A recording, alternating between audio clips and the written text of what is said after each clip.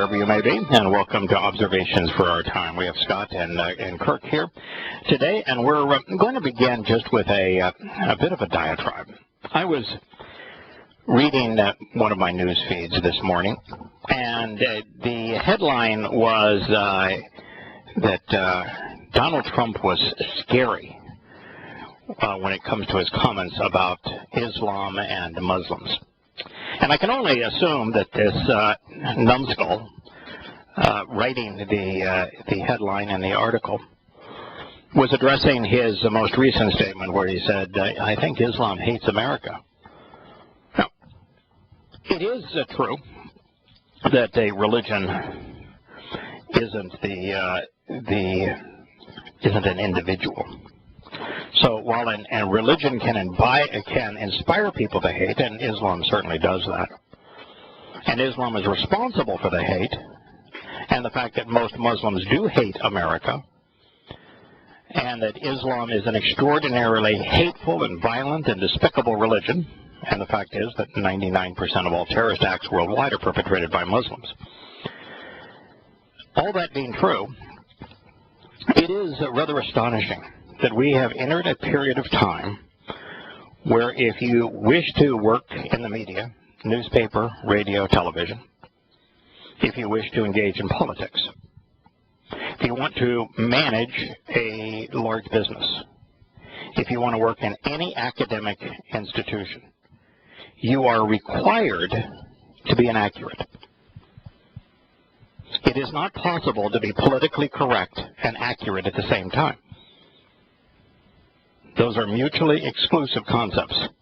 We have reached a period where our media, where our politicians, and where our professors and teachers have collectively decided that it is vastly more important to lie on behalf of socialist secular humanism than it is to tell the truth. And that the only way to be politically correct is to be absolutely, unequivocally, undeniably inaccurate. Now, how would you, if you were to write a scenario that would render people incapable of exercising good judgment at a time where information is pervasive? For example, if anybody wants to understand the religion of Islam, if they will invest 50 hours of their time, they can read the 1,000 pages of evidence presented at Prophet of Doom, prophetofdoom.net. Everything you could ever want to know about Islam. It uses the religion's 5 oldest and most credible sources to present the religion in Muhammad's own words. It's irrefutable. The information is available. And any one of the people who would write an article that said that Donald Trump is scary when it comes to Islam, I mean, they could read any newspaper and see that 99% of all terrorist acts are perpetrated by Muslims. Or they could read the Quran. Or they could read the Quran in the context of Muhammad's life with the coordinating hadith and Prophet of Doom and understand the religion. And know that what Donald Trump is saying about Islam is correct, which is why it's politically incorrect. Now, it's the reason that we have reached this point is that the elite in academia, in politics, and in the media, and in even large corporations, they want to control. Control is their opiate. Once you reach a certain amount of money, money does not buy satisfaction. And so the only thing that is more valuable than money is control. And the best way to control people and manipulate them in an environment where information is readily available is to render them incapable of thinking. That's what political correctness does. It makes being judgmental, discerning, discriminating a crime. And so we do we do things like, for example, about 1% of men and about 2% of women are homosexual. Therefore, homosexuality is abnormal. It's the very definition of abnormal. When it's 100 to 1 or 50 to 1, that is abnormal. Yeah, not the norm. It is not the norm. It's not healthy, and it's certainly not productive. Now, I don't care if somebody's a homosexual. Don't care. Matters not to me what consenting adults do in the privacy of their own homes and apartments. Don't care. But when people want to go out in the public marketplace and promote a lie because that lie makes them feel better, I've got a problem with that. Because now they're promoting as good and normal something that is clearly abnormal. That's wrong. If, for example, we have all of the people that are out protesting Black Lives Matter, and they're pretending like the justice in America, the justice system, is unfairly treating blacks. It's actually unfairly treating everyone. There is no justice in America. Police are overly violent. They're way overly armed. And there's really no difference anymore between the U.S. military, federal agents, and your local police. They mistreat everyone. And the Justice Department, with its crime labs with the FBI, deliberately and knowingly fabricated evidence for years. And they ignore the Constitution with the NSA and the collection of information without due process. And so we are in a period of time where the Justice Department is working against everyone. But for blacks to complain that it is racist without the associated context of when there is violence between blacks and whites, 8 times out of 10, the perpetrator is black and the victim is white. But if you say that, you're not being politically correct. If you pretend that the problem is whites against blacks as opposed to blacks against white, you are publicly crucified. And yet if you say the other perception, then you're wrong. So to be politically correct, you have to be incorrect. How in the world is anyone going to render a reasonable, just, or moral conclusion in that kind of an environment? Kirk, I have been saying for a long time, and Scott, that it is impossible to use evidence and reason with a religious person. Right. Neither evidence nor reason resonate with a person of faith. That is the single most caustic nature of religion. And I've been saying it for a long time, and as we read here recently, Yahowah concurs. Mm-hmm. He has specifically said that religion renders a person incapable of thinking.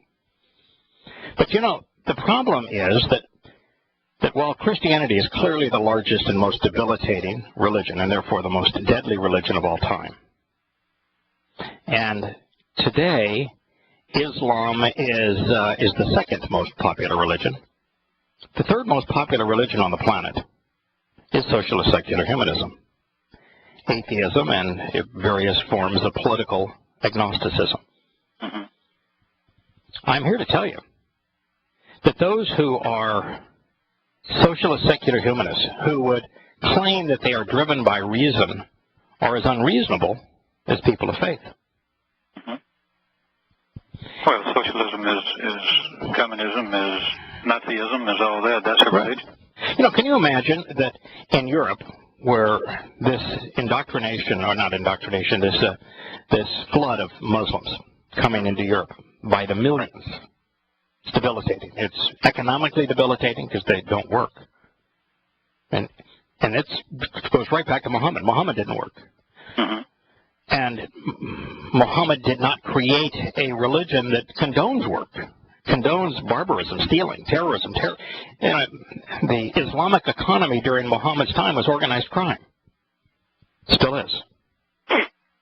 And so this debilitating nature of the Islamic migration into Europe, if you explain it, that's a real problem because the Quran and Hadith encourage Muslims to rape, encourage them to kill, encourage them to be in opposition to any form of government other than devotion to Allah and Sharia law and the Quran. And their moral code is the antithesis of what was originally established as a result of Judeo-Christianity. And yet if you explain that, and explain there's a reason that they went out of the Middle East, because in the countries that Islam is the dominant force, there is no hope. There's no opportunity. There's no freedom. Not a whole lot of food. Yeah, the Muslims are the least educated, least inventive, least productive people on earth. And they create living hellholes for one another. And they do not embrace the values of multiculturalism. In Saudi Arabia, if you're a Shiite, you have no rights. There are no Christians. No. If you are a Christian in Syria, you're as good as dead. Your children are hauled away and raped. If you're a Sunni Muslim in Iran, or in what is still Iraq, you have no rights. If you're a Kurd, which is a racial minority of some 40 billion people, not 40 billion people, I'm sorry. Of some 40 million people, I think is the number. I'm sorry, 40 million people. If you are a Kurd, a racial minority in eastern Turkey, northern Iraq, and northwestern Iran, just because of your race, your ethnicity, you have no rights.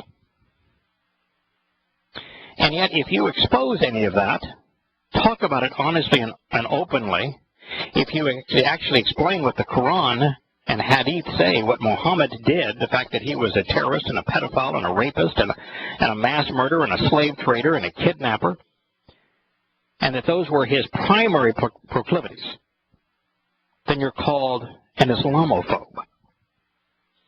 Now, you tell me, how could you be afraid of Islam if you're willing to expose Islam?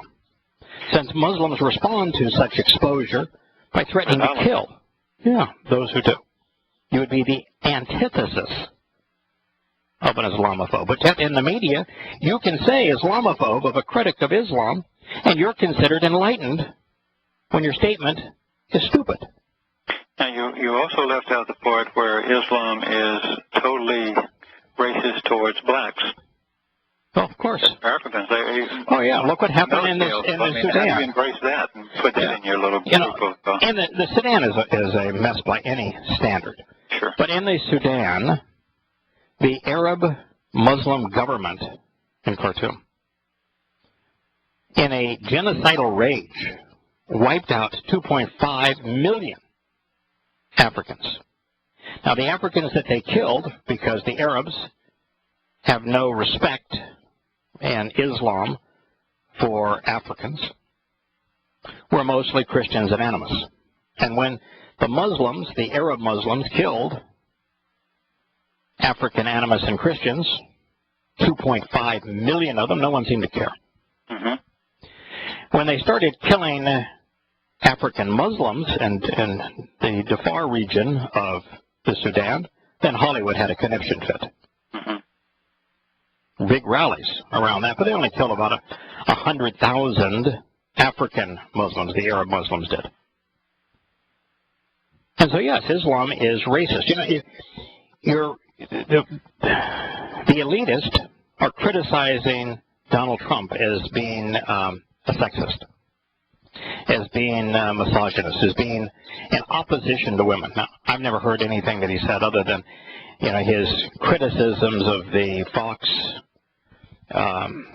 reporter, whatever her name is. Or whatever, Well, his criticism that she was trying to make a name for herself as opposed to moderating a debate so we could learn about the candidates, his criticism was correct. She was way out of line. However, he criticized her by saying she must have been on her menstrual cycle. Yeah, Now, that's pretty stupid. But there is no indication that the man is sexist. And yet those who are against him because he said, we have a real problem. There's a real serious problem with Islam. And that those who will then advocate on behalf of the religion are complete hypocrites because women have absolutely no rights. They're trash in the religion. They're forced to wear tents over their bodies. They have no freedoms. They have no rights. They have no opportunity. They're owned by men. Mm-hmm. And yet, the left will work to promote the religion while denouncing someone who is critical of it as a sexist. And if you were to compare the sexism of Donald Trump to the sexism of Islam, it's like comparing, a 75,000-watt transformer and transmitter to a walkie-talkie. Kind of in the same world. We've absolutely lost our ability to be reasonable, to think. Now, the reason I brought that up in this program is that there is no other way to know Yahowah. None. He can't be known through the heart in an emotional sense. He can't be known through faith, through belief. He can only be known through evidence and reason. That's it. You can see him in his words. You can observe him in his testimony. But if you aren't willing to examine the evidence and then rationally consider it, you have 0% chance of knowing who he is, of knowing him relationally, of understanding what he's offering, or knowing how to capitalize on it. He specifically communicated to us in a way that if you are willing to examine the evidence and consider it rationally, that he proves beyond any doubt that he authored the testimony that is found in the Torah, prophets, and Psalms. He did that through prophecy, through precise, historic, and future predictions and presentations. His history, past, present, and future, is so profoundly accurate that he proves that he authored it, that he is liberated in time, that he has witnessed our future and has recorded it in our past, and our past beyond recording written records, right back to the Big Bang that he said that he used to create the universe. Even that testimony is precisely accurate. And so he proves that he authored this testimony, and therefore he proves that he exists, and he introduces himself to us in only one place, and you can only see him, come to know him, understand what he's offering, and capitalize upon it through evidence and reason. If you aren't willing to do that, he cannot be known. And if you are religious, you're incapable of doing that. If you're politically correct, you have been dumbed down so that you can no longer think. You're incapable of being discriminating and discerning, of exercising good judgment. So 99% of people, Kirk and Scott, are incapable of processing what we share in this program. I've given a lot of thought to this week, and one of the things that I've observed in people who actually start the path, read a lot of the material, and really seem like they're getting it, and I'm trying to, and then they walk away, and I'm trying to figure out what caused them to all of a sudden not get it, and it could just be as simple as we've become so lazy. In our relationships, it takes a lot of effort. It doesn't mean it's not fun, but it takes some effort. I mean, to sit down and read and study the Torah. Yeah. Now, I have not encountered anyone that I can think of, other than one. I think it's one woman amongst the many thousands who have begun this journey, who have read significant portions of Yada Yah, Intro to God, Questioning Paul, that have read significant portions of those books. I have only met one person who came to realize that what was being said, read enough to realize this is absolutely true. And irrefutable, in fact, that turned away. Now, her reason for turning away was very personal. In the case of this particular woman, her daughter died. and her daughter died as a evangelical Christian. And the notion that her daughter's soul no longer exists, which is a fact, and that they would never be together. Yeah. Never be together. I mean, she could not be together with her daughter even if she were an evangelical Christian, because there is no together for Christians. There is, if her daughter was a leader in Christianity, whether she was, had reached the point where she was a pastor and was misleading people and taking people away from God based upon earning a living doing it, then there'd be a possibility that she could do the same thing and they could spend their eternity in Sheol, and what Christians know as hell. That's not a very good option. But her daughter's soul no longer exists, and she knows it. But a mother trying to reconcile that in her mind, that I'll never see her again. Yeah. Is beyond and that by the way is the number one. I think there are three reasons that Christianity prevails. One is that to not be a Christian in a Christian country has until very recently been extremely uncomfortable, very difficult to do. If you were to denounce Christianity in Europe, for example, or even in the Americas, prior to about 100 years ago, they'd kill you. Pretty much. You'd be ostracized, right? We'd certainly be ostracized, but in most places they would kill you. They'd torture you before they kill you, too. And so that's one of the reasons. One of the other reasons is that fathers poison their children. Very few children grow up any different than their fathers. And a lot of people are just willing to accept anything, and as you say, they're apathetic. But you've got a whole world out there now that has been dumbed down or is absolutely allergic to evidence and reason that you just can't reach. Are they frightened? I mean, do they get it and they're just too frightened to fight against City Hall? I mean, is that what it is? Well, a part of it is the great appeal of Christianity is you're going to see your loved ones again. You're going to walk through any cemetery, all the gravestones says until we meet again. And that I won't go to a Christian funeral because it's just full of all this. Well, God wanted them. God wanted them, and we'll get to all be together. Or the Christian media darling, whether it be in any form of entertainment or athletics, will say my dad or my mom was looking down on me. Yeah, and so it makes them feel good, but it's an absolute lie. It's just an absolute lie. And so, but that's one of the reasons that Christianity succeeds. That's one of the reasons. The other reason is not to be a Christian is almost impossible. And most cultures, it's now possible in America. But there's a lot of places in America where you say, you go to Texas and say, I am not a Christian. I'm in opposition to the religion of Christianity. You're going to get beaten up if you make that as a public pronouncement. They'll beat you up. Yeah, it's just like in Texas. I'm not going to stand for the Star Spangled Banner because I'm not patriotic.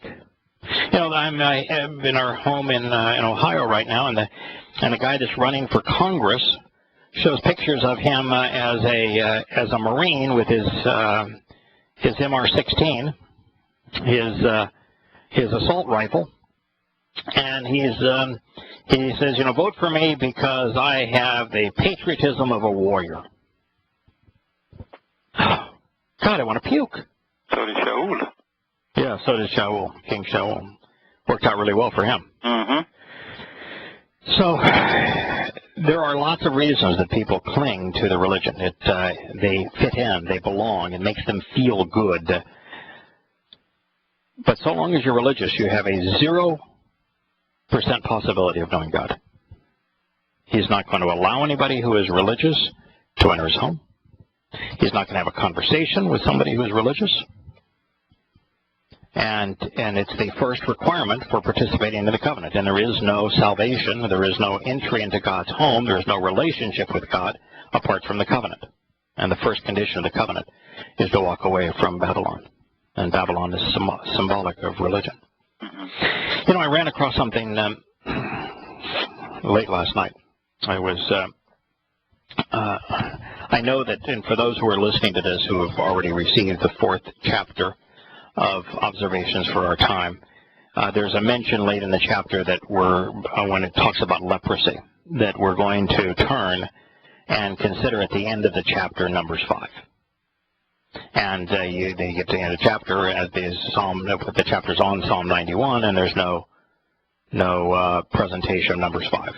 It's because I wanted to turn to Proverbs 7, which I'm going to mention here in a moment, and then turn back around and write the translation for Numbers 5. But I came last night, I was finished my translations of Proverbs 7, and I turned to Proverbs 7 because Roy had sent it to me based upon the translation that we're doing right now of Proverbs 6 and we'll continue with it in just a moment for this program. And it is based entirely on the seduction of the whore. It doesn't call the whore of Babylon. It just describes the means that the whore uses to seduce. And it goes on quite some detail about the seductive nature of the whore. At the very end, the last line, I think it's the 27th verse of Proverbs 7. We're finally given a name that is associated with the deadly plague of this whore. I'll give you one guess whose name is there in the last statement. Sure is Shaul or lowly little. Shaul. Yeah. Right there. So, bigger than life. Shaul. It's in Hebrew, it's got to be Shaul. Right. And I have said, and I want to reemphasize this point, that the whore of Babylon, that's the first condition of the covenant, you've got to walk away from Babylon. The whore of Babylon is Christianity. Pure and simple. It's Pauline Christianity. And it's Pauline Christianity for a lot of reasons. One is that every aspect of Pauline Christianity mirrors the Babylonian religion. The Lord is God. Easter is the most sacred holiday. That's named after Ishtar, the Babylonian Queen of Heaven and Mother of God. 1.3 or 4 billion Christians, more than half of the total Christian population in the world is Roman Catholic. And then you have another 400 million Orthodox Christians where they literally have shrines and temples and statues to the Queen of Heaven and the Mother of God, the Madonna child. That is the center focus of the Babylonian religion, where that God is known as the Lord. And they celebrate Christmas and Easter, both Babylonian holidays. They have a trinity. That's their litmus test, Babylonian entirely. Dying and resurrecting God, Babylonian. Virtually every aspect of Christianity is based on the Babylonian religion. And of course, Pauline doctrine, Paul's letters, are based on the very meaning of Babel, which means to corrupt, to pervert. Confuse, yeah. Yeah, to confuse. And so, the whore of Babylon is Pauline Christianity, and you don't need to take my word for it. Read Proverbs 7. It's the last name on the list. Well, the section we're going over right now, 6. In all the little translations I've got here, pages and pages of it, I've got little stars where it talks about the plague of death. It talks about the plague. It talks about even introduces introduces to the whore too. That was been the great gestalt, I guess, going through these things. I couldn't believe how many times it's there. It keeps popping up. Right. I mean, you have to go more than one lexicon, but it don't take much. Doesn't take much. Yeah, God had more to say about Christianity than any other religion. And that includes the religion of Judaism. Because the religion of Judaism did not exist at the times that any of the Torah, prophets, or Psalms were written. Welcome back to Observations for Our Time. I want to turn now to Proverbs 6, and just as a transition, I'm glad we spent the previous half hour talking about the curse, the plague of political correctness. and the plague of religion. How the religion of socialist secular humanism and its moral code, political correctness, has rendered people incapable of actually being discerning, discriminating, exercising good judgment, and put them in the same class as those who are religious, particularly Christians, Hindus, and Muslims, which collectively would be the big three religions. Christianity is twice the size of Islam, at about 2.4 billion people, about 1.4 billion, 1.3 billion Muslims, and a little over a billion socialist secular humanists. That collectively, that group of people, which is, if you add now Hinduism to it, you're upwards of 75% of the world's population, have all been rendered incapable of even processing what God had to say. They can't know God. He isn't knowable to them. And it's particularly sad for the people who are religious, because they claim that by being religious, they're in a relationship with God, they're worshiping God, they are being saved by God, and you just think for a moment. I mean, drive by a church and first of all recognize that the church is named after Church, the goddess of the Germanic religions, Teutonic religions, where Helios was the Lord, and Church was a goddess, the sun goddess. God doesn't have a church. Doesn't have anything close to a church. And it says worship services, and it gives you the time. Can you imagine a deity so revolting, so insecure, that he would create a being to worship him? Let me tell him something about worship. We did this one time on a show, and the three biggest words that were most common words translated in English is worship is to sink in a hole or a pit, lie prostrate with your face down in the ground, and pain. That was shikah, and let's say sagad, and etzab. I mean, so God never said that. No. Yahowah never said that. No. So. No, a God that wants to be worshipped isn't worth knowing. I mean, listen, I have my issues. I am a flawed individual. And even with my flaws, the last thing I would want is for somebody to worship me. I would think it would be absolutely revolting to be worshipped. Now, if I'm a flawed individual and I don't want it, can you imagine a God that would want it? No, not really. Unless we figure out what he would want it for. I mean, that's kind of like if you, rather than just having the capability of painting slugs, that you could actually create a slug. Okay. Little slimy, burpy thing. In fact, I don't even think they have brains. Snails and slugs don't even have brains.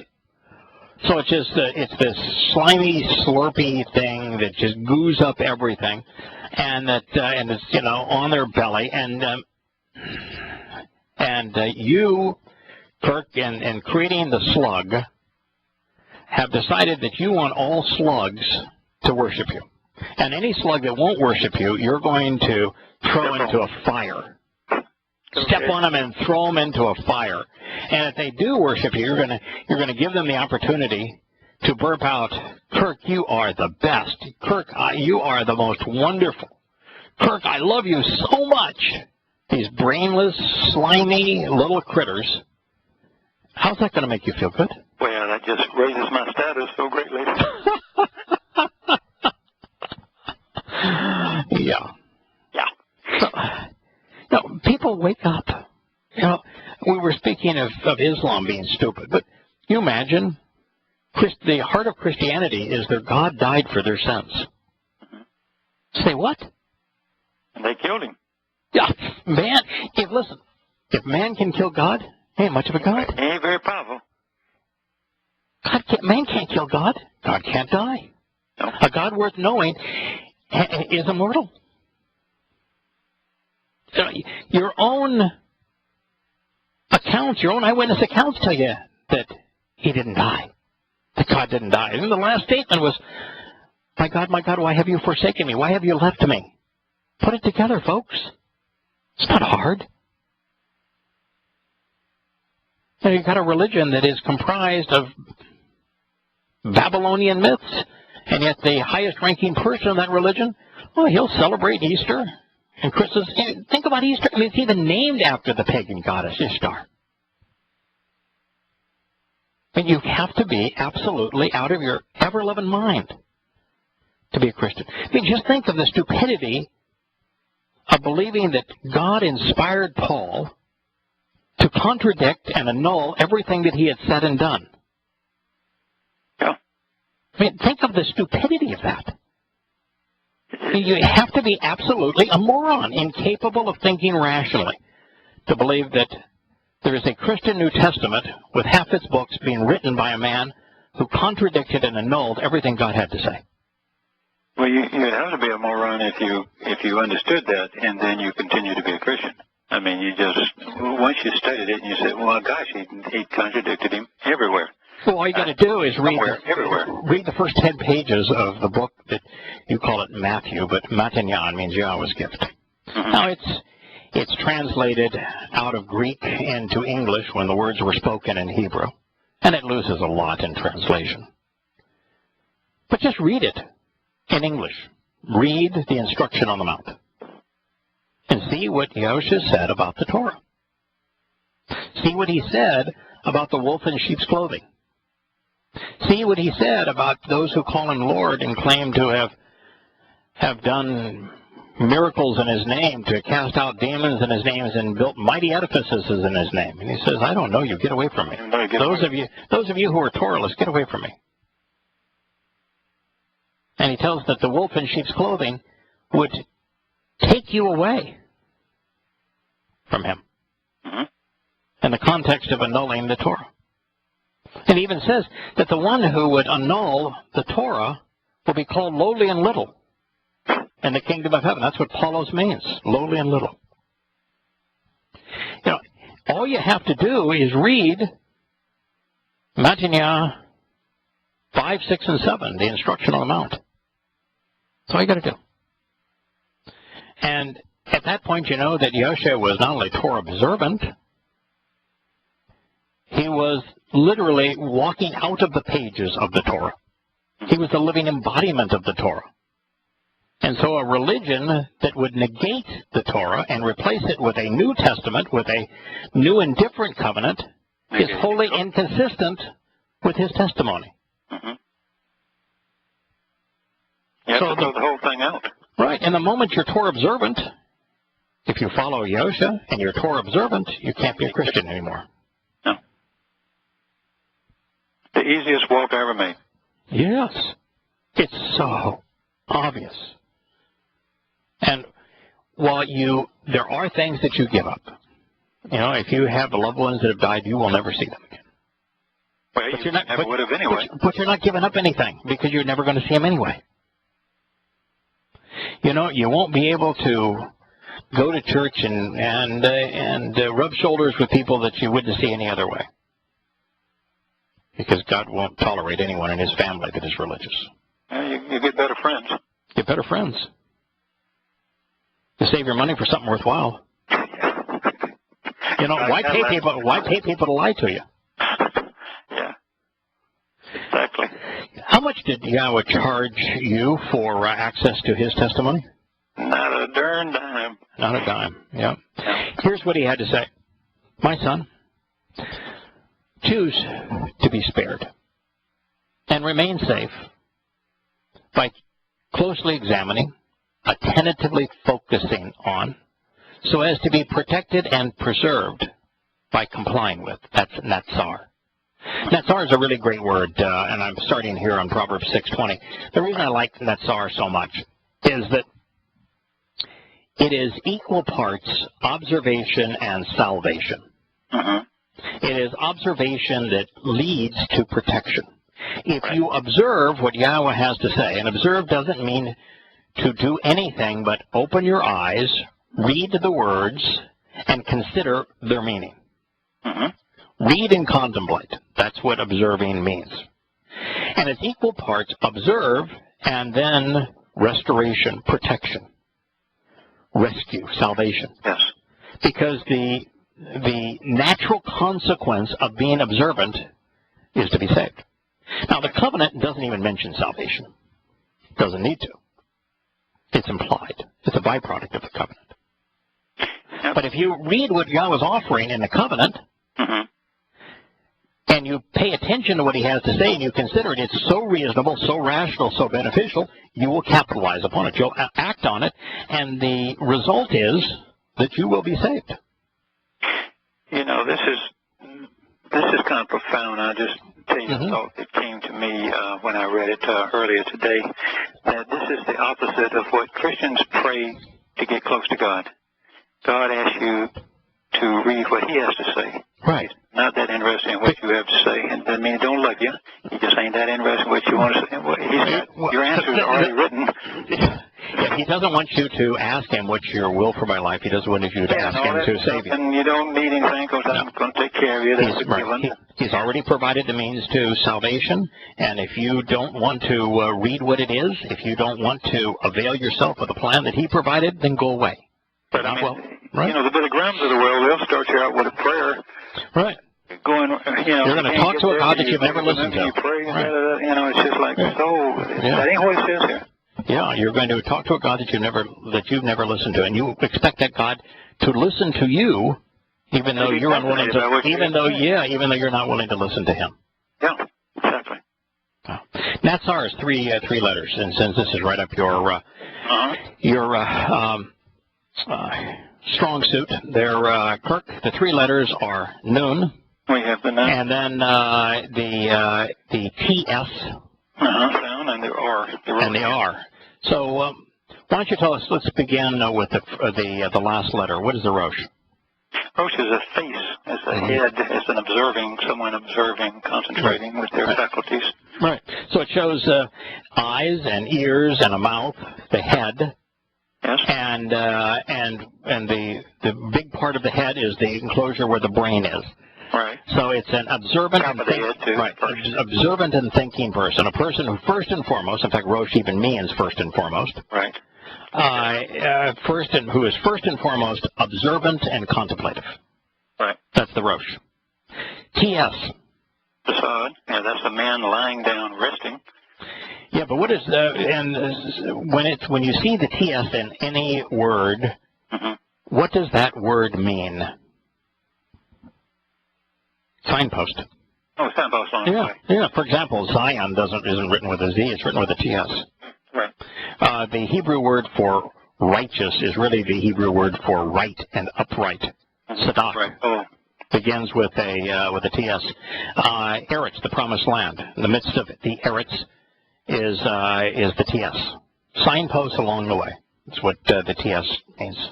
It's a signpost. So if you're observant and contemplative, you're going to see the signposts along the way. There's only one way to Yahowah. Right. That means is Pesach, Matzah, Bakurim, Shavua, Teruah, Kippurim, and Sukkah, the 7 Moed Mikra. And the signposts along the way the Torah provides the signposts along the way. So it's the person who observes and contemplates and therefore understands the signposts along the way. Those are the first two letters. So it's actually the last two letters. Just for a little bit of a side, I usually use tall, when I'm thinking about the signposts and all, but they're both interchangeable. They're both the two sounds. So that's fine. And then the last one, of course, is the first one was the Nun, the inheritance, the sperm, the life. So an observant person that sees the signposts along the way, and resting and relying on Yahowah, will be born into his family and inherit the covenant's promises. That's what Netzar means. Observe and be saved. Yeah. The letters explain the words. One of my favorite Hebrew words. So my son, choose to be spared and remain safe by closely observing, attentively focusing upon, so as to be protected and preserved by complying with. Now this was written in the call stem, which denotes a genuine relationship, which should be approached literally, in the imperative mood, which conveys second-person volition. So in the sentence, Yahweh's first person, because he's speaking, our Heavenly Father is speaking to us, he's first person. So it's my son, the my here is first person. The imperative mood is second person volition. When he says, my son, who is second person? Well, that would be us. That's right, the son. So this is my son, choose of your own volition. That's the imperative mood. Very, very important, yeah. Right. Choose to be observant so as to be protected. Very important to look at the stems and what they mean in Hebrew. And this was written in the active voice. That means that this applies when the son responds in this way. He activates the terms and conditions of the covenant. So my son, choose to be spared, remain safe by closely observing and carefully focusing upon, so as to be protected by complying with the directions and terms of the binding contract, mitzvah. Mitzvah, you could write it's codicils of the covenant, terms and conditions of the binding contract, directions and instructions regarding the relationship agreement. That's what mitzvah means. Hey, guess what? In the middle of mitzvah, that begins, of course, with the ma. The second letter, same letter, the tazde, T-S. Yes, began. Yeah. This time it adds the law and the hey to it. Hey. Right. So in this case, mitzvah, you have a person standing up, reaching up, paying attention to God. Standing up, not bowing down. Reaching up, not down. Right. Focusing on who God is. Engaged walking. That's why halak, the Hebrew word to walk, begins with the hey. Right. The next letter going backwards is the wa. Well, increasing the enlarging the family, increasing the person itself. Right. And also making the family more secure. Enlarging the family, making it more secure, increasing the individual's capacity. So the individual who is observant, standing up, reaching up to God, is made more secure. They are increased in every possible way. And then the next letter is the signpost. By the signpost along the way, the TS. And God's doing this for us. I mean, the person on the Tazde is laying down, resting. Pain. You know, it's an interesting kind of resting. It's not flat on their bed, but it's the person is reflecting on the signposts along the way. And the first letter is the mem, which is the life-giving and cleansing nature of water. That part, spirit. Right. Conjures up all of those meanings. Right. So the directions and instructions associated with the terms and conditions of the covenant enable those who are observant to be cleansed, to benefit from the signposts along the way, to be made more secure and to be increased in every way. Right. That's what the letters convey. So pay attention to, be observant regarding the directions and terms of the binding contract of your father, Ab, and do not ever actually forego or reject the Torah, which is the teaching and guidance of your mother. So the mother here explains who the mother is in the statement that Yah etched in stone. That would be the second of the 7 instructions that Yah etched on the second of the 2 tablets to highly value your father and mother. The father is the father who provided the directions and the conditions associated with the covenant, because he's the father of the covenant family. And the Torah is being associated with our spiritual mother, the set-apart spirit. That the Torah, right, she is the means for us to come to know Yahowah, and she reveals Yahowah and acts on behalf of Yahowah when we are Torah observant. You know, I'm finding little things the more I translate, the more I study. Little things that I can't figure out. I know I've heard you say this several times, but I most of the time you just dig it out. But sometimes I just almost give up. And there it is when you look again. So, I mean, it's got to be her guiding. Because, you know, if I talk it all to him, I say, let me figure this out. I can't. I'm done. I've got 15 books here, and I can't find what I'm looking for. Sometimes it's right there where I already looked. Yeah. Which is embarrassing, but... It requires an investment of a lot of time to see what God is saying. It really does. I mean, you really have to want You have to want it. Now, you do. And you got to have the want to. You got to have the want to. You got to be willing to invest the time. You've got to want to do it, and you've got to find it fun to do. And if you do, then it's always there. Yeah. And the more you look, the more you learn. Now, the interesting thing here says, do not actually forego or reject. This is al-Natza. Do not fail to act and never negate the statements, causing a disassociation from the relationship, forsaking or deserting, discontinuing or abandoning. Paul said the Torah no longer was valid. No, he said the Torah could not save. No, he asked us to abandon it. Right. He said that the Torah was of the flesh, couldn't save, that it was a cruel taskmaster. Speaking of that Old Testament, he said that it was poneros, pornography. Was that the cruel part when he took them all out of slavery in Egypt? Yeah. He even said that it was the Torah that caused him to be a sexual pervert in Romans 7. I think he did that all by himself. Yeah, and in Romans 7 he says the Torah is dead. Yeah. And Yahowah says here the same thing that Yosha said. The Sermon on the Mount, I'm convinced, by the way, that there's nothing Yosha said that wasn't already written in the Torah, Prophets, and Psalms. I don't think there's a single thing that he said that you couldn't find in the Torah, Prophets, and Psalms. And he says, do not think that I came to annul the Torah and Prophets.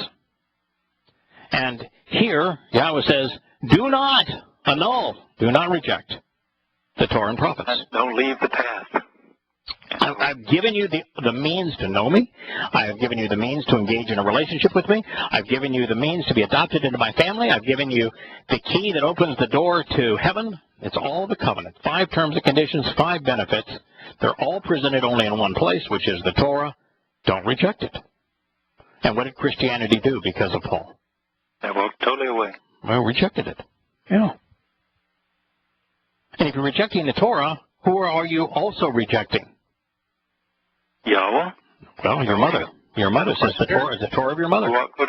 Yeah. There is no relationship with this set-apart spirit. So if you are infused with the Spirit as a Christian, it's the spirit of demons, the same spirit that Paul admitted affected him.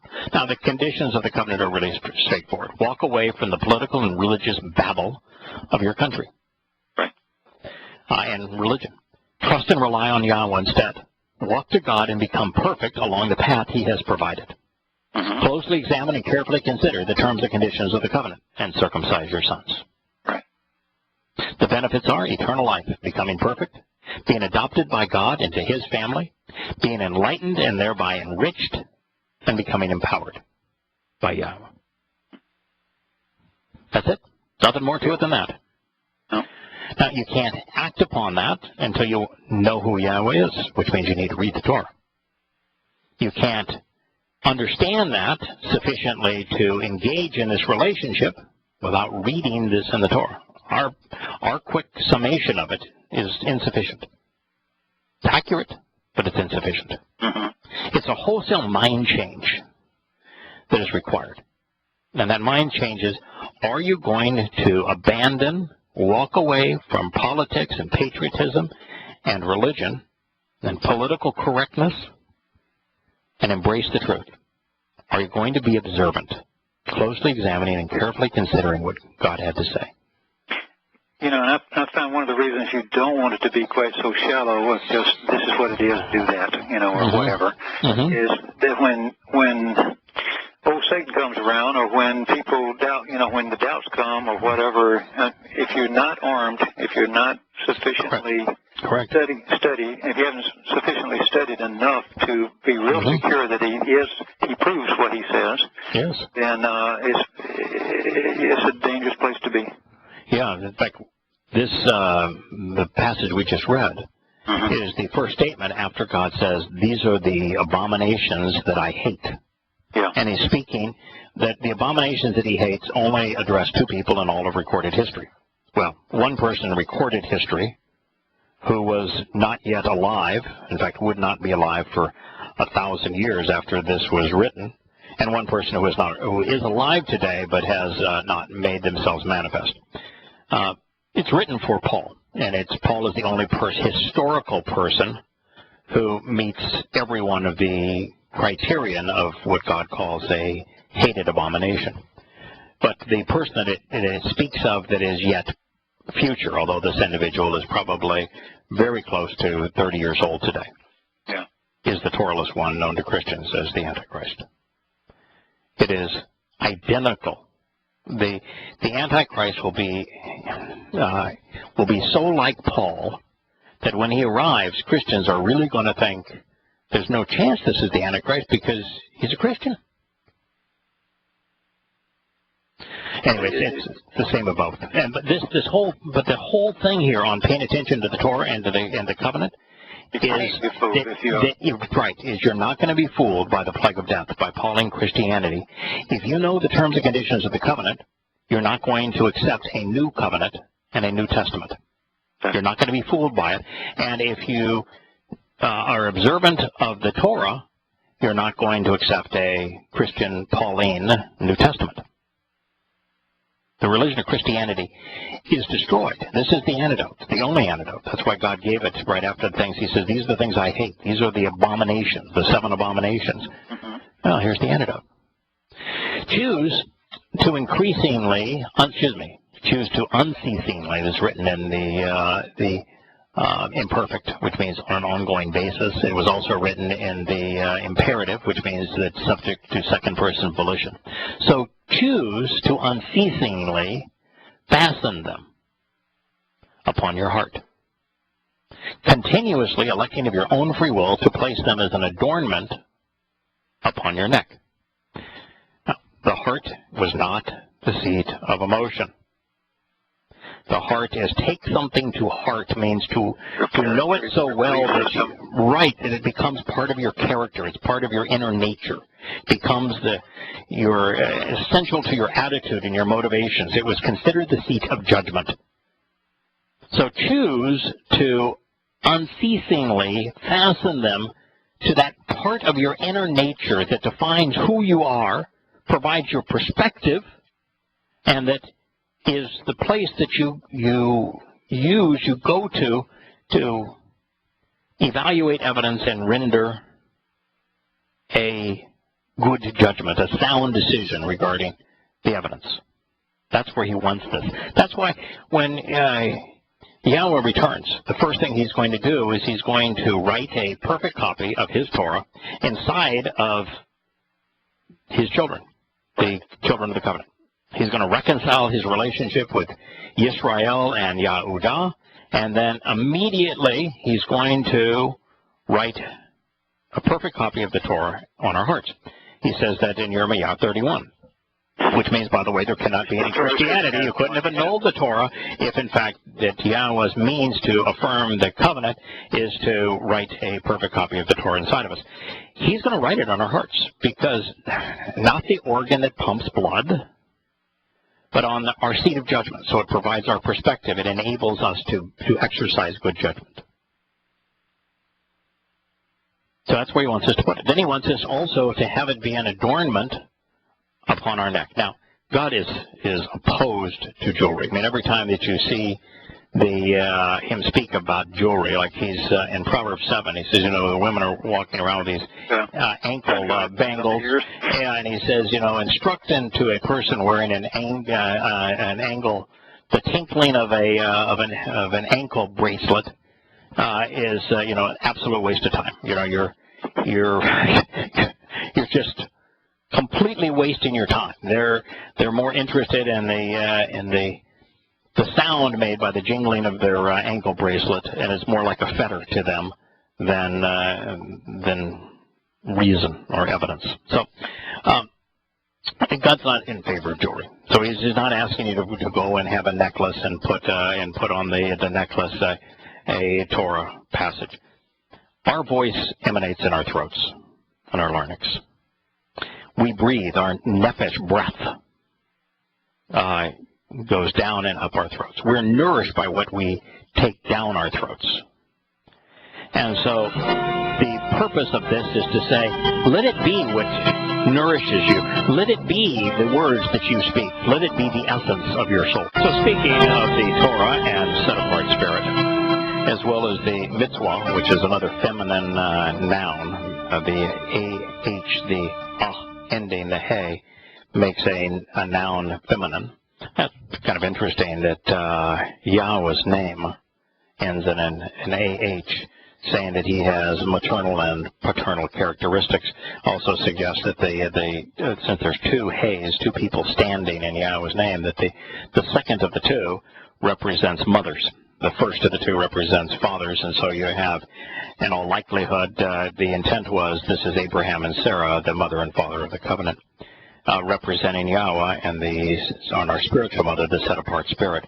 But that's important because it says, in your walking, she will guide and lead you. So you have three options for who she is. Spiritual mother, set-apart spirit. The Torah ends in the it's the hey sound, so it's feminine. And the mitzvah, the terms and conditions of the covenant, are feminine. So when it says that she will lead you, it's all three of those things. The terms and conditions of the covenant will lead you in your walk. The Torah will lead you in your walk, and the set-apart spirit will lead you in your walk. They are all doing exactly the same thing, providing information that empowers you to walk to God. And when you speak of walking, not only is the hey, which it makes those words feminine, a person standing up, feet apart, walking, but walking is a huge part of the Torah story. Right. When, like you mentioned, when the children of Israel were slaves in Egypt for 400 years, Yahweh walked them out of Egypt. They walked side by side together out of the crucible of human, religious, political, and economic and military oppression to the promised land, walking. And the path that they walked was denoted, the signposts along the path that they wrote, particularly designating place and time, was Pesach, Passover, matzah, unyeasted bread, Bekurim, firstborn children, leading to Shabuah, which is the promise of the enrichment and empowerment of 7, which is when the Torah was revealed, 7 sevens after Bekurim. They're being adopted into Yahweh's family on Mount Horeb in eastern Arabia. And so the walk is the only path that Yahweh provides. The path that Yosha walked is Pesach, Matzah, Bekurim, Shabuah, Teruah, Kippurim, and Sukkah. If you're not walking along that path, then you are not being informed by the Torah, the mitzvah, or the set-apart spirit. Matter of fact, even in the mitzvah, that path is presented. Why? Walk, halak, away from Babel, from your country, from Babylon, from the corruption and confusion of religion. Walk to Yahweh to become perfect. And the first two conditions of the covenant are both walk. And how do you walk to Yahweh and become perfect? Well, the second step along the way is matzah, right, where we are perfected. The fungus of yeast is removed from us. So in your walking, she will continuously lead and guide you. What does Torah mean?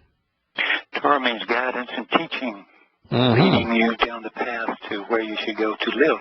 So here it says that the Torah and the set-apart spirit and the terms and conditions of the covenant will lead and guide you. Where does the Torah guide? Where does the terms and conditions of the covenant, where do they guide? The mitzvah, you mean? Yeah, the mitzvah. Where does the mitzvah lead you to? Well, they lead us to Yahweh, right, and to Sukkah. It's just going to be with right. And to camping out with God, to being part of His family. That's where it will continuously lead you. Before we leave halak, brother, the LK to walk, is also interesting because I know you've already moved into 91, and it also means the staff, of course, is besides support and walking, is weapon to defend us against predators and thieves. Yeah, shepherds lead. So all those things. Right. Yeah, if you use language a little better, you can see a whole lot of things you're trying to convey at the same time. Right, and the first letter of halak, walk, is the hey. Shows a person standing up, reaching up, paying attention to God. Right. This is a walk of people who are paying attention to God. Right. Wow. Halak, guided by God, His shepherd staff. So in your walking, she will continuously lead and guide you, accompanying you when you rest. She will keep watch over you. She'll focus on you. And when you awake, she will communicate with you, enabling you to seriously consider the situation and the instructions. So, we began this program and said there's only one way to God. You've got to think your way to Him. And you can't think without information. You have to have evidence to reason. Right. Even a computer can't process information without having the data. So you've got to have data, which is the word of Yahowah, and then you've got to think about it. What goes in comes out. Right. Yeah. So when you're awake, when you're paying attention, she will communicate with you, enabling you to seriously consider. Wow. The situation and the instructions. That's the path to God. And the role the set-apart spirit makes is she inspires those of us who closely examine and carefully consider what God has to say in His Torah teaching.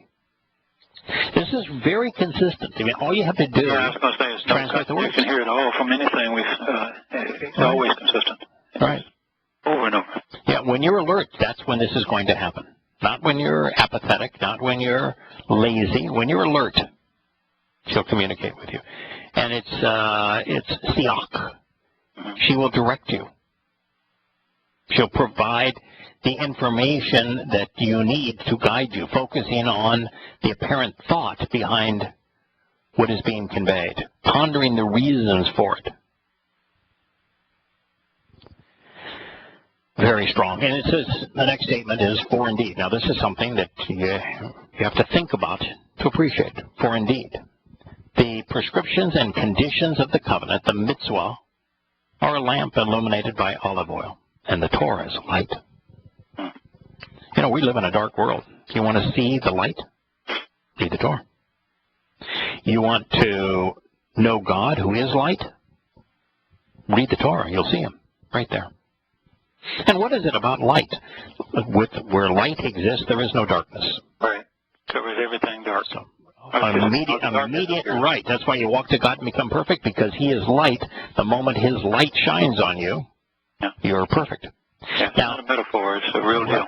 Now, if he said, 2 statements ago, it said that the Torah and the set-apart spirit were the same. Right. This now says that light and the Torah are the same. Right. So what does that make the set-apart spirit? It makes it light and makes her the same thing. Right. Yahowah. The set-apart spirit is light set apart from Yahowah. The Torah is light set apart from Yahowah. But I like your example for people. People always get it when you say, here's a pound of gold, and here's an ounce of gold, or here's a gold coin. What's the difference in the character of both? They're all gold. Right. They just set apart. Right. That's the difference. I mean, Yosha, as a physical manifestation of Yahowah, is twice set apart. God's light, set apart, part of who God is, that very, very tiny part of who God is, set apart in our world, because now you're going from spiritual energy, like the set-apart spirit, to matter. And the transition from energy to matter is E equals mc squared. And so energy is the speed of light times the speed of light greater. The same amount of energy is the speed of light times the speed of light greater than matter. And so Yosha is that little speck of gold compared to Yahowah, who is the planet of gold. And that's both are gold. Both are gold. It's like Yosha is a drop of a snowflake, frozen water. Right. And Yahowah is the Pacific Ocean. Right. That's the comparison between the two. All these 2-0. Right. That's why the Christian fixation on their Jesus Christ, they don't know His name, they don't know His title. They have no clue what He said. They have no clue what He did. But beyond that, it's like focusing on a toenail clipping as opposed to the individual. It's like focusing on a snowflake rather than the ocean. And was there anywhere that Yosha said, focus on me? No. He said, look to the Father. The Father is greater than I. Yeah. He quoted the Father. spoke always of the Father. And so the Torah is light. The conditions of the covenant are lamp, illuminated by olive oil. Olive oil is important because olives were, not as the olive tree, the oldest living tree in that part of the world, the longest live tree in that part of the world, and deeply rooted. But beyond that, olive oil was the purest form of light in the ancient world. It was used as something that was nutritious to eat, and it was as a healing salve, an anointing material. Marvelous, the connotations of the light and the nature of olive oil, and it's a symbol of the set-apart spirit. They are the way of lives for rational discourse about being right. Out of context, that means nothing. In context, it means everything. This means that the Torah, which is light, the set-apart spirit, which is light, the Torah being of Yahowah, the Torah providing the path, that the Torah is the way of lives. Now, it's lives, plural. Most people have no concept. They speak of, Christians will speak of eternal life.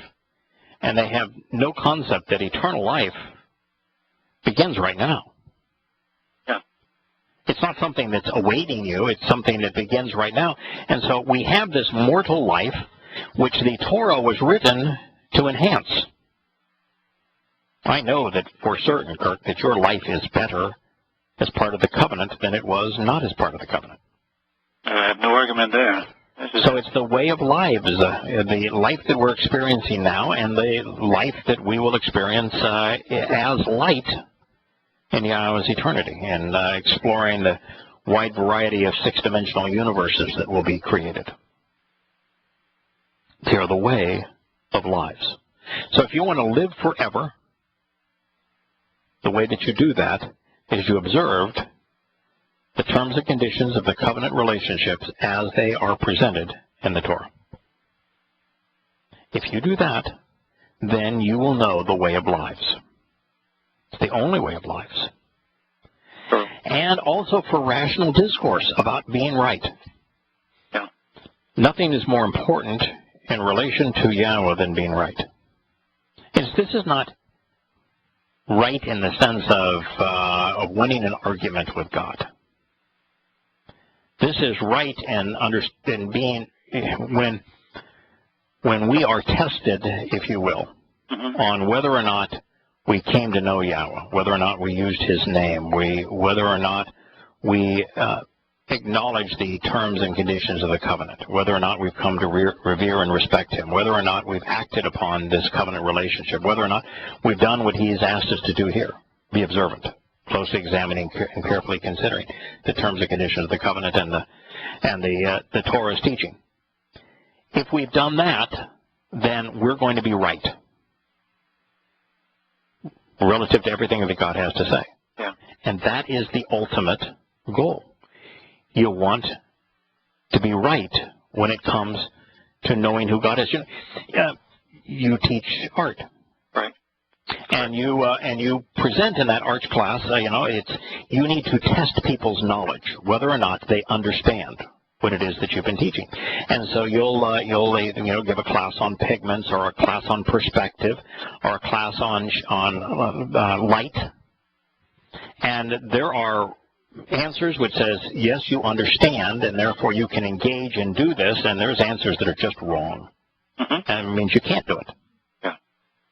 Well, when it comes to Yahowah, there's right and there's wrong. And so if you're wrong, if you're religious, for example, you're wrong. You want to be right with Yahowah, you've got to engage in the relationship as He articulated it in the Torah. That is the set of instructions that makes you right with God. And it's nothing more uncomplicated than this is the path. You're either on that path or you're not on that path. Correct.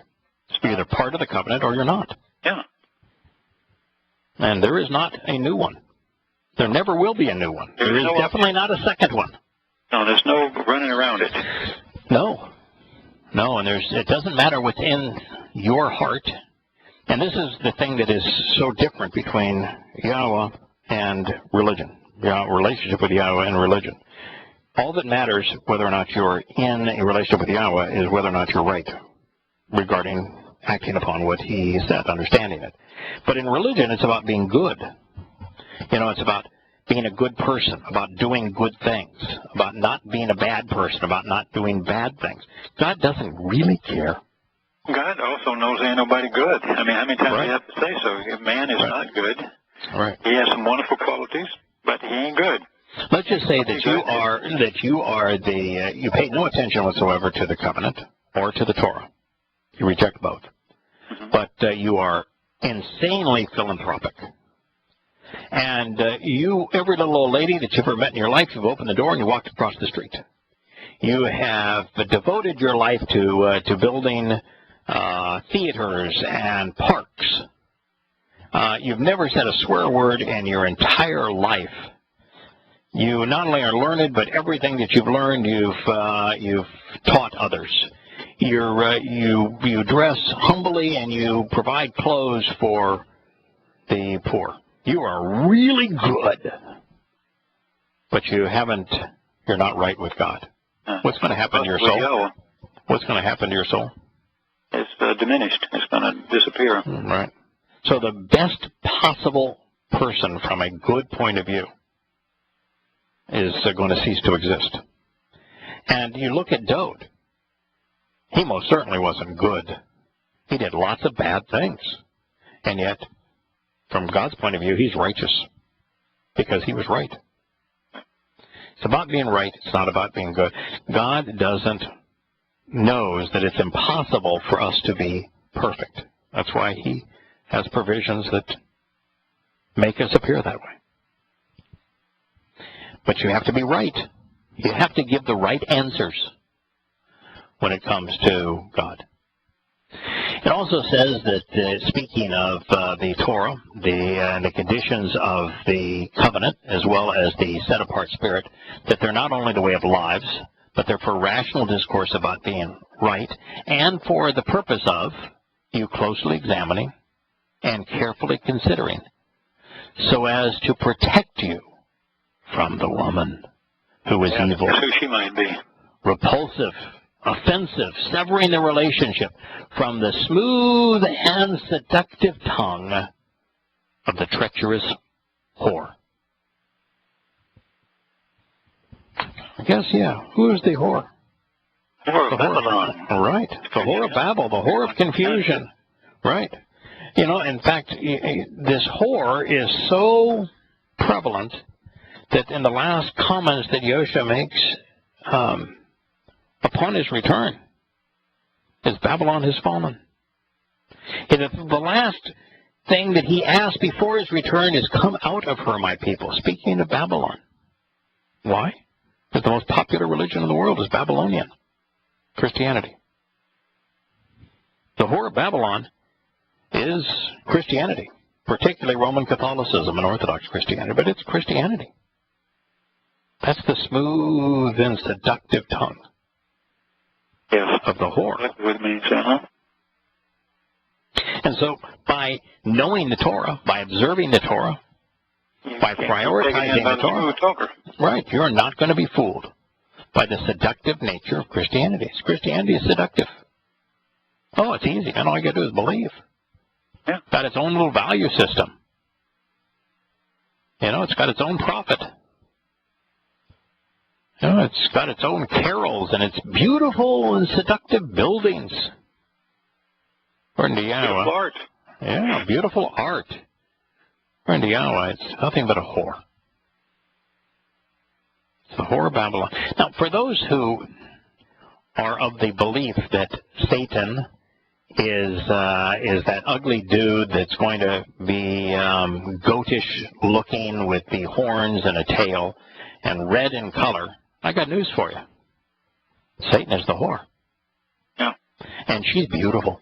God says she's beautiful. She's seductive because she's beautiful. Satan never wants to be known as the adversary, which is what Satan means. He wants to be known as the Lord. That's why Yahowah uses the term Lord to name and to describe Satan's ambition. The Lord is Satan. Satan is the whore.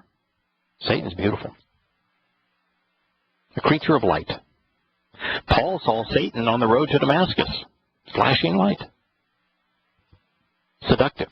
Satan on the road to Damascus quoted Dionysus's famous line, "It is difficult for you to kick against the goad," which means it's difficult to rebel against religion with the status quo in society.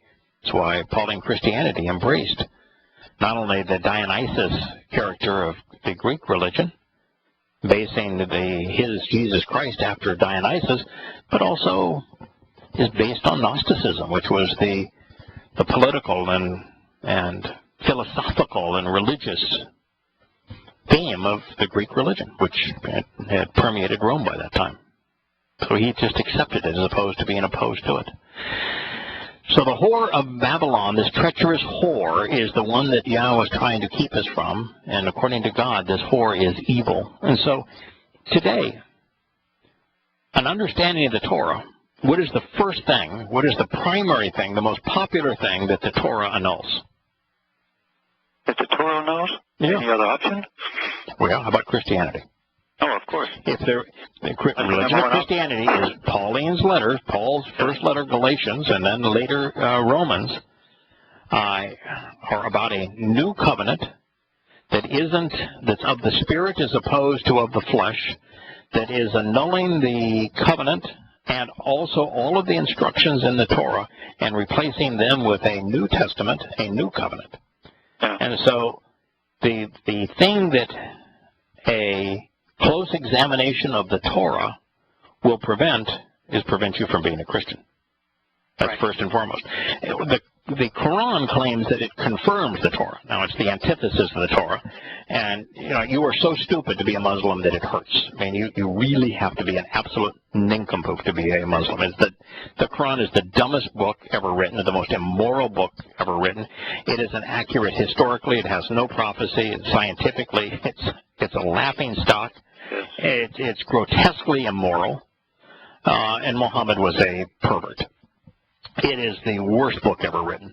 And so if you're a Muslim, shame on you. It's just that, you don't even care enough to read your Quran. And if you've read the Quran and you believe that that is God, then you really are.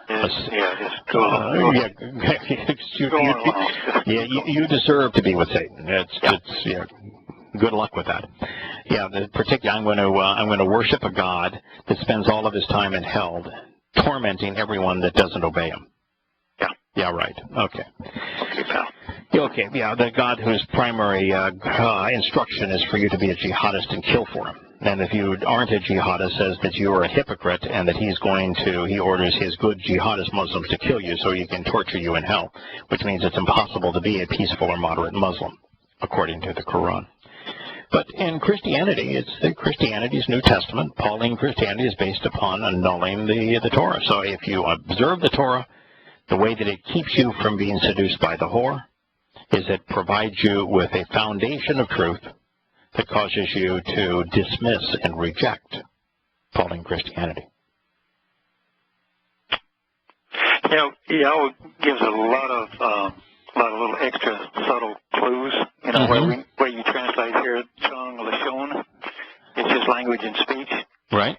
If you go back down to the roots, you've got a carnival barker, you've got a charmer, a slanderer.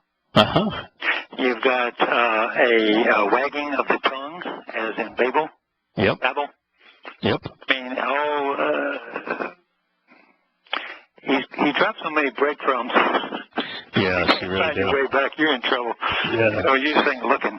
Yeah, the deeper you dig, all of these words are self-explanatory. They actually explain how religion prevails and how this slippery and flattering nature. I mean, Muslims are told that they're the best. Yeah. Christians believe that they have the preferred religion. It's flattering. Yeah. It's smooth talking. It's seductive. Mm-hmm. That's the nature of it. It's all based upon language and speech. And yet it's promoted by the disloyal harlot. And the reason God uses the term whore speaking of Satan's religious influence, and it's feminine again, because what is it adversarial of? It's adversarial of the set-apart spirit, the Torah, and the covenant, all of which are feminine concepts, and the terms and conditions of the covenant. The mitzvah, the bereth, the Torah, and the set-apart spirit are all feminine, and so Satan's religious alternative is presented as a whore. It's feminine. Yeah. Well, you've got the covenant as a marriage contract, and so therefore what you're doing, he uses the metaphor of you basically cheating on him or going to some other god, some other, not another god, but another spirit, So it's a good metaphor. Yeah, it's precisely. Very easy to understand. Precisely. So then he says, you should not genuinely or continuously covet or find desirable her beautiful and graceful appearance in your heart. And you should not let her obtain control of you on an ongoing basis with her flaunting display of flashing rays of light or her flirting eyes. So is Satan presenting the alternative, or is Yahowah presenting the satanic alternative to him? The religious alternative to him is the ugly satanic not character? the ugly old demon in a red costume. No. He's saying this is a real beautiful thing. Beware. Beware. Yeah, it's a beautiful thing. And if you were to go to like almost any European city, which are the most beautiful buildings in those cities? Well, they're always the churches. Right. If you were to go through the Islamic world, what are the most beautiful buildings in the Islamic world? The minarets. I mean, what do they call the mosques. The mosques. Yeah. Yeah, the mosques. Yeah, if you were to take a tour from India, what's the most beautiful building? Yeah. Well, I mean, I remember in Thailand, you go see the gold Buddha. Yeah. All the temples in Thailand. Right. Those are the big buildings. Mm-hmm. Those are, and even the government buildings, most countries mimicked temples and shrines to build their government buildings, and in ancient cultures, the heads of those governments and the seats of the governments were considered gods. The Caesars presented themselves as gods. Almost every king, the Pharaoh of Egypt, presented himself as a god. So his political building, his home or castle or palace, was a religious shrine because he was a living god. Well, look at our capital. Of course. Yeah, in fact, it's even named for Capitol or Capitine Hill. The term we use, capital, is from the capital of Rome. Mm-hmm. And the Senate is named after Rome. And of course, the buildings are designed in Roman architecture. And the eagle, which is the American symbol, was the symbol of Rome. Yeah. And don't think for a moment that's good. That even though Paul wrote in the book of Romans that all governments are of God and that we should submit to them and that they never wield the sword but for good, and that they're all appointed by God, God's point of view is the exact opposite.